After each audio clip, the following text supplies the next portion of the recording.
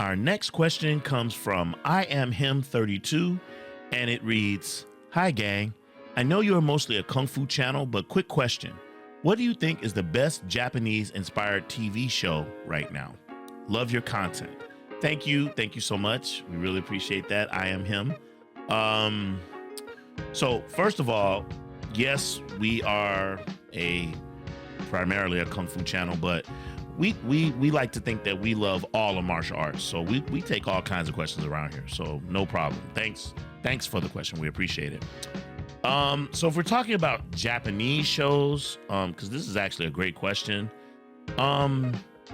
three come to mind for me as far as some of the best. Now, obviously, I haven't probably taken in as much as others. I have a job, so there is. I would have to say, right off the top of my head, and we'll go through each one. I'll start off with House of the Ninja, a weird TV show, a show that I think doesn't really know what it wants to be. It's kind of got a Mr. and Mrs. Smith vibe, but with an entire family. It's got a little bit of teenage angst built into the story. Yeah, interesting show that I actually binge watched on Netflix. Look, the fighting, if we're talking about martial arts, right? The fighting, the ninja fights, when they do happen, because they're spread kind of thinly throughout the show, when they do happen, incredible. Great choreography.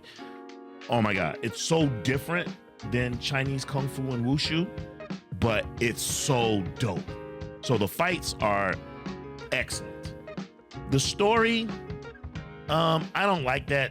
I don't like the corny corporation trying to take over storylines. To me, it's lame, but I can see how some people might like that. I think the story itself, the show itself, it has a weird vibe to it. So it's completely in Japanese, which is fine. I don't mind reading subtitles. I watch a lot of anime. But the music itself, the music in the backdrops, is very American. Some very strange choices that really switch up the mood and change the vibe, and it's off-putting for me.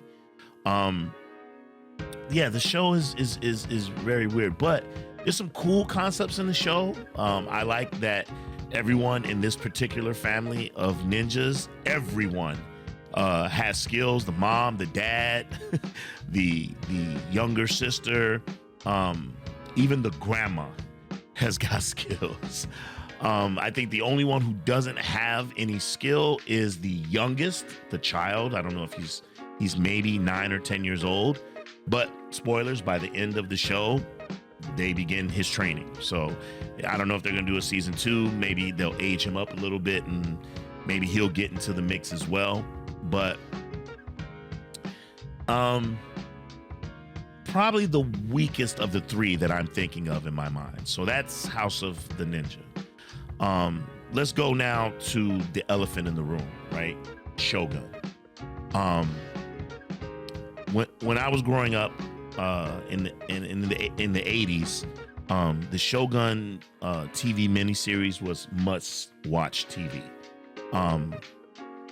Here we are now in 2020s, and again, must-watch TV. Me and my family on Tuesdays on FX, Tuesday nights, we absolutely stopped everything we were doing and we would watch. It was a fantastic show to a certain point. The dialogue and the story, I loved it. Almost to the level of Game of Thrones, just a skosh beneath, but great story, great dialogue. Every episode would end with you wanting more. I love that kind of TV. I love it. And you're like, oh man, I gotta wait a whole week now to see what's gonna happen next. The show was great. Hiroyuki Sanada, I mean, he is the man, right? He commands the screen. He's fantastic. Um, Anna Sawai, the main female in the show, she is, to me, she's the real show, right? She is a showstopper, incredibly beautiful. Even again, spoilers, she can fight. We find that out later. It's pretty dope. The white lead, Cosmo Jarvis, I believe is his name. He's also good too. He can't fight, but he's really good. It's a really, really good show, right? It's a lot of intrigue, a lot of will he, won't he, will they, won't they, that kind of thing. Where they messed up, didn't stick the landing. Absolutely. Fumbled the ball, did not stick the landing. Rather than show us everything that happens, how this warrior becomes the Shogun, they never show it. They never show how he became the Shogun, but rather they infer it through him talking to another character. I didn't like that. I didn't like that. Unless you are gonna go back and do a season 2, and you're gonna go back and fill in the blanks. Now, if you do that, all is forgiven. And I would actually welcome that. But if this is a one-off and that was it, and they don't even show us this war. It's in the backdrop of the entire show. It's leading. Oh, there's a war coming. There's a war coming. These people are at odds and they are going to bang heads. And then the head banging never happens. But rather, they tell us that it happened and that a certain side won. And we never get to see it come to fruition. That is terrible, terrible decision making, in my opinion, for a showrunner. But I know a lot of people love it. I'm not trying to, yuck anyone else's yum. I like the show, but that ending ruined it for me. So there's that.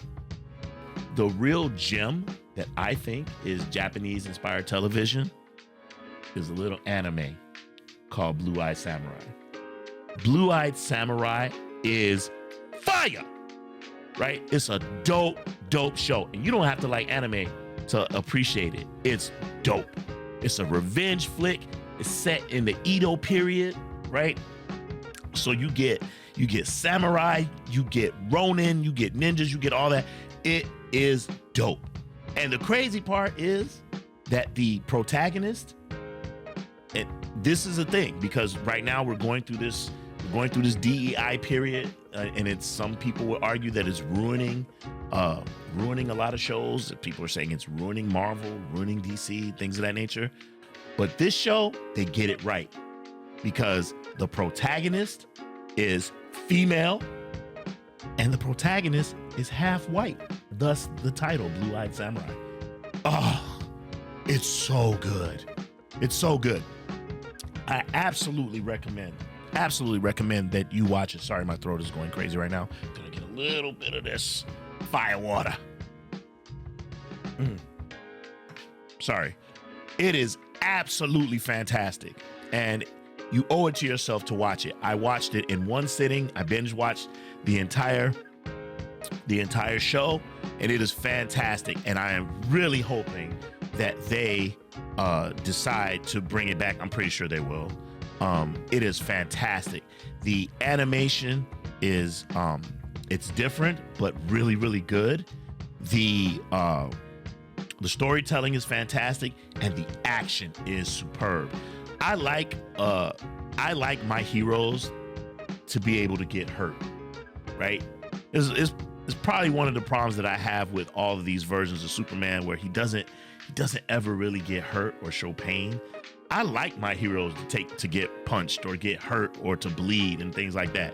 Well, you get that in this TV show, and it's listen. If you disagree with everything that I've ever said on this channel, fine, but do yourself a favor. Blue-Eyed Samurai, trust me.